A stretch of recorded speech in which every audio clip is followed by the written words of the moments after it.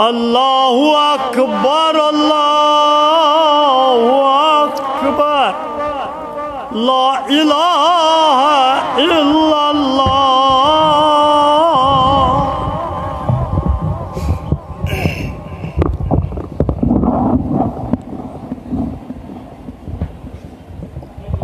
الحمد لله الحمد لله وحده لا شريك له لا ضد له ولا ند له ولا شبيه له، والصلاة والسلام على مصطفاه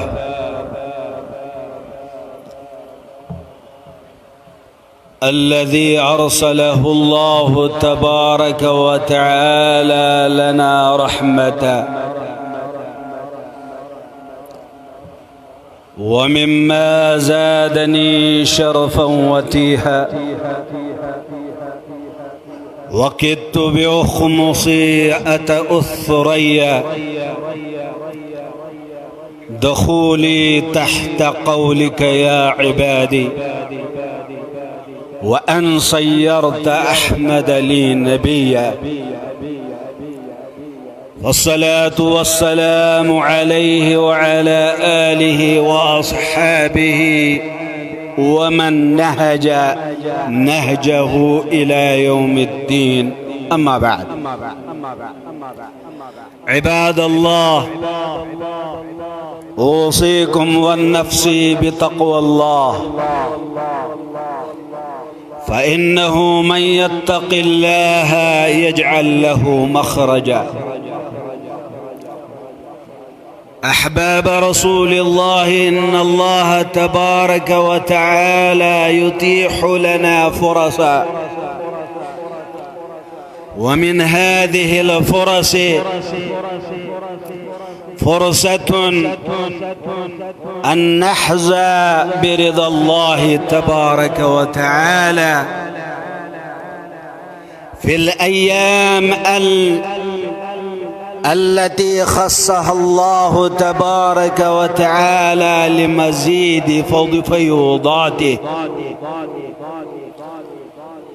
عباد الله، يقول الله تبارك وتعالى في كلامه: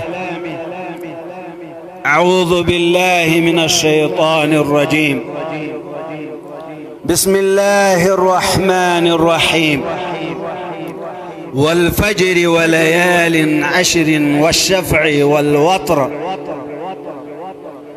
إن الله تبارك وتعالى يقسم يحلف بهذه الأيام بلياليها. ومن أصحابه الكرام عبد الله بن عباس، عبد الله بن زبير، ومجاهد. هؤلاء الناس كلهم متفقون على أن المراد بليال عشر الأيام بلياليها من ذي الحجة وأول أيامها. إن الله تبارك وتعالى يضاعف عمل العاملين فيها، كما قال النبي صلى الله عليه وسلم: ما من أيام العمل الصالح أحب إلى الله فيهن من هذه الأيام. قالوا أي أصحابه الكرام، قالوا: ولا الجهاد في سبيل الله؟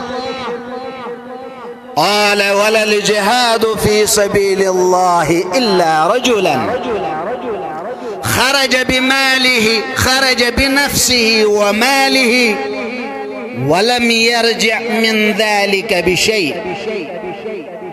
رواه البخاري. أي الرسول صلى الله عليه وسلم يرغبنا يرغبنا أن نقدم الأعمال الصالحة في هذه الأيام، أن نطرد الغفلة، أن نكون عباد الله الصالحين. ورغبنا حتى بين لنا النبي صلى الله عليه وسلم نهجه، والنهج قال من تسبيح وتحميد والتهليل والتكبير. أهون على الإنسان أن يردد هذه الألفاظ، أهون عليه في هذه الأيام العشر يقول سبحان الله والحمد لله ولا إله إلا الله والله أكبر، وعمله هذا يفوق عمل المجاهد في سبيل الله 10 أيام. فيا عباد الله كونوا مع الله، توبوا إلى الله توبة نصوحا. عسى الله تبارك وتعالى أن يرحمنا جميعا.